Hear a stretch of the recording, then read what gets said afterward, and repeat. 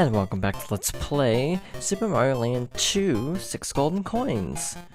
Last time we made it through the first zone of the game, Tree Zone, as we started our quest to gain access to Mario's castle, which got stolen by Wario while Mario's away at Sarasaland. So, this time we're starting with Hippo Zone, a little entry zone to our actual next destination.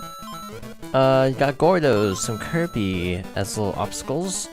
This stage is really easy, but by the way, if you actually mess up in Space Zone, which is our next destination, you have to replay this every time, so it's actually really good that this is a pretty leisurely stroll. So if it feels like I'm skipping everything in the level, you kind of have to. You have to take the highest route in order to get anywhere, because if you actually take the lower path in this level, you will actually end up back on the world map. So we actually do need to take the higher route. I could use the carrot or the life. The life will do. Carrot will make this section easier. Something later on will be easier with the fire flower. So we want to try to hang on to the fire flower. Spoiler, I will not be able to hold on to the fire flower. Fun fact, this is actually the third time I've recorded this because tech mishaps repeatedly. So I'm pretty okay at Space Zone, if I do say so myself. So I gotta jump over here, then do a running jump left in order to get the life. They usually drop down, bounce off you. Yeah, you actually do have bouncing in this game. I didn't really make note of that, but in the previous game, if you jumped on an enemy, you just kinda fell straight down. But here, you can actually bounce. So, we need to find a hidden block. We found the hidden block. Oh, the enemy's flying around the hidden block, telling you, oh look, there's something probably here. That is actually really good game design, because it's sort of like telling you something there indirectly. Not, you know, yelling in your face, hey, you, look at this thing, which is actually something Nintendo's really bad about. So, yeah, in the old days, they used to actually be a lot more cryptic with level design, but still giving little clues of what to do. And with that, we have our secret zone of the space area. And back to perky music, that's really out of place in the space zone if you ask me. But yeah, those little guys orbit blocks, so having him orbiting the invisible block is just a little clue, like, hey, try jumping here. It's really something I would not have picked up on the first playthrough. I had to look up the secret zone. Not gonna lie, but I've done it twice already, so I kind of knew what I was doing. That's the secret zone. You get extra lives and coins and all sorts of cool stuff, but now we have to actually do the level properly. If you ask somebody what do they remember about Super Mario Land 2, I think your common answers are going to be Legos, balls, and space. And the first two will make sense a little bit later.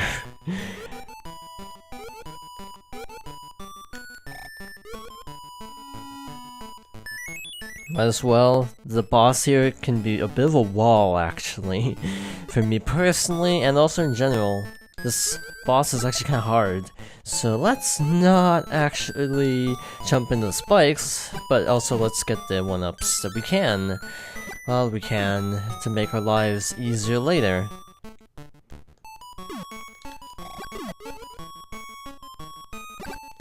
This is a lot of lag, because the pigs shooting the cannons are basically putting too many objects on screen. You know, it can basically only handle one cannonball at a time, as silly as that sounds. Otherwise the game is like, nope, not gonna work. Not gonna exactly go as you hope. There's something hidden up here. Also, the bell is like way up there.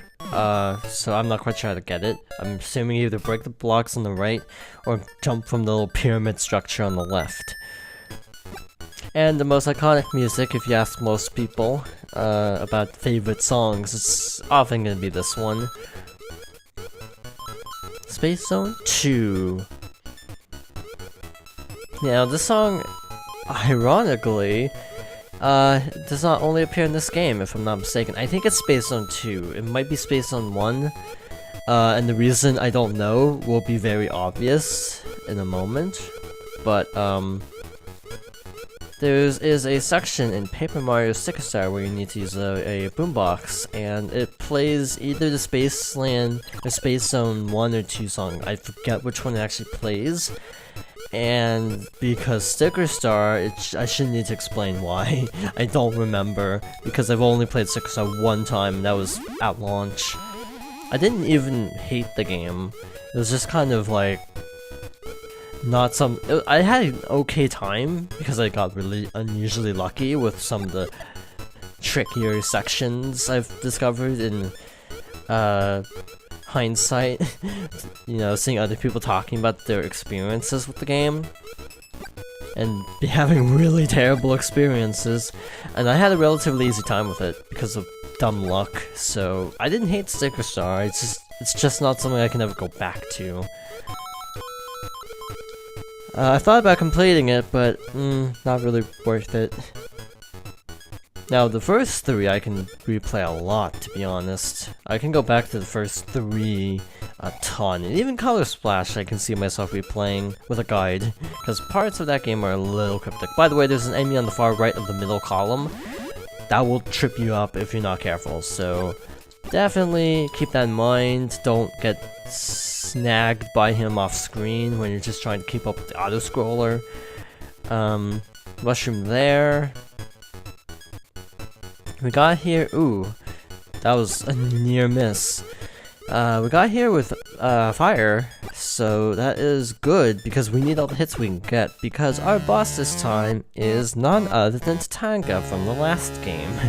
Out for revenge with a much harder boss fight this time. Case in point, as I'm getting absolutely comboed. But you can combo him pretty sufficiently.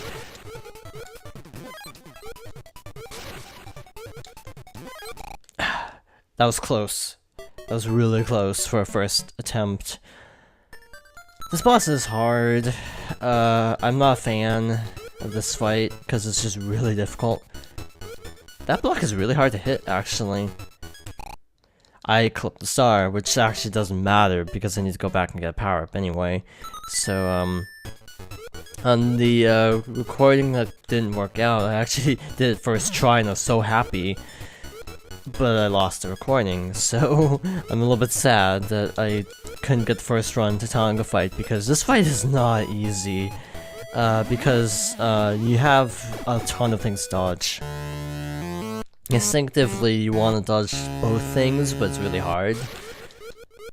To dodge the upper thing and the lower thing both is really difficult. So I'm just gonna kind of lurk here. Oh, well, that was one way to defeat him.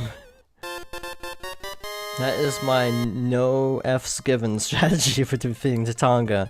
Completely not legit, but we did it. Mario Land 2. It's got Tree and Moon, or Space done. So that'll kick us back to the main world, so we don't have to go through Hippo Zone again. Hippo Zone wouldn't be a bad way to farm, actually, if you need power-ups, because the bonus goal is kind of necessary anyway. But next we're heading into Macro Zone. These ants can actually be a little bit difficult to defeat. And it may not seem obvious at first, but they can make themselves kind of spiky. Which trips me up more times than I'd care to admit, to be perfectly honest.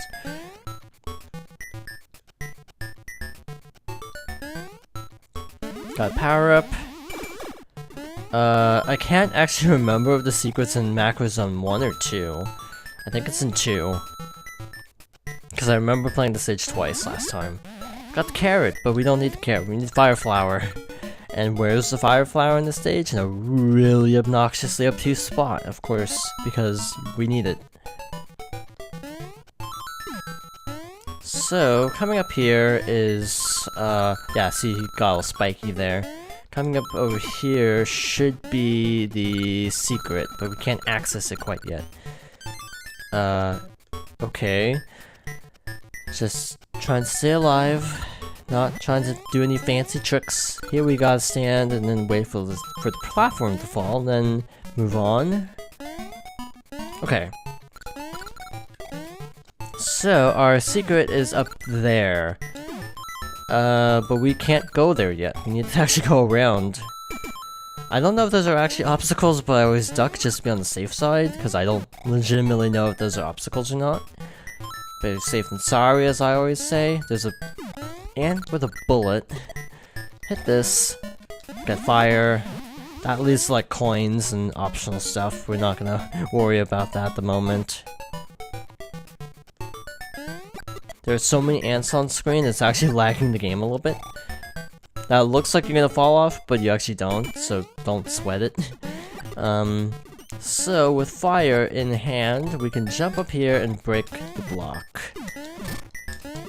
But we can't really hit both, right? Well, ooh, lucky for you, there are more blocks. And there we go. Off to the secret exit of Macro Zone. Which actually leads to the boss. So trivializes the zone, but oh well. This is actually scary. Ooh, that could have been really terrible. But I feel like it's a little bit laggy. Like, it's a little bit sluggish at times. It's not like super tight, and that is scary. Don't spin jump here or you will die. Fair warning. So if you're not Small Mario, you have to do this, or you might be able to slide under. I'm not sure. I don't really want to test it out because I actually don't know, but I also don't want to test it on a Let's Play run. It's like that one time in Pikmin where I did the bomb thing with the cannon beetle. And like, I'd never done that before, and on a whim I was like, you know what, let's see if this works. Which was a terrible idea for during a Let's Play, but it ended up actually working. I'd seen speedruns do it, but I'd never done it myself. And it ended up being a legitimately good strategy. So back into Macro Zone 1 to end off. Gonna be speedrunning this, sort of, as much. Good speedrun. I'm not a speedrunner. Spoiler. I tried, I gave up really quickly because I lost patience. The speedrunning, it's one of those things where it's like, you know, that old Edison quote of, you know, failing 99 times, but like just finding out 99 things that you shouldn't do or something like that. And that's why I can't get into speedrunning myself, because I don't have a level of patience. Yeah, it's laggy. This area has a lot more enemies on screen, I'd say. So it gets a little dicey sometimes, trying to make certain jumps. So like, ooh, man, this slowdown is tangible. Yeah, there's the secret, and let's just keep going, though. And flying! Wait, that's the end. Wow, that is a short level. These levels are short, but again, this was original Game Boy, so I can't be too upset about these levels being a little bit on the short side, because, like, low standards. That's a really mean way to say it, but a better way to say it would be like, your battery life is trash on the Game Boy. So, it's honestly good to have, like, short levels. I mean, it's the same argument I use about Sonic Chaos. You can beat the game in half an hour, but the Sega Genesis, or Sega Game Gear burns through, like, a ton, like 6 AA's no time flat. So, yeah, having a 30-minute experience is actually a good thing in the case of, That game, Sonic Chaos, which I did a stream play of. It was literally under half an hour. And then a couple minutes of messing around with Tails, and that was the entire stream play. But yeah, I never had a Game Gear, I never had an original Game Boy, I only had a Game Boy Color. So I was actually surprised seeing an actual picture of what the original Game Boy looks like, because it's a lot bulkier than the Game Boy Color, and that wasn't that long after. You can't spin jump when you have the bunny ears, so we can't actually break that block. And even if I'd gotten hit there, it wouldn't have been worth it to try to backpedal and get the block, because I would get hit on the way back anyway. Because I don't think you can do it as Small Mario either, or you can't like break objects with Small Mario. Fly. Yes, I am flying over everything. It's a pretty straight shot to the end. I think there might be a couple enemies, but nothing too worrisome. These are really cool little bonus games though. And look, we made no progress because we got the exact item we have. Again, that will actually screw you up though, because if you get the mushroom, you'll actually revert to Super Mario, instead of just keeping your natural state, so be careful about that. But in any case, we're ending off here, so thank you for watching, and I hope you join me next time for more Super Mario Land 2 6 Golden Coins.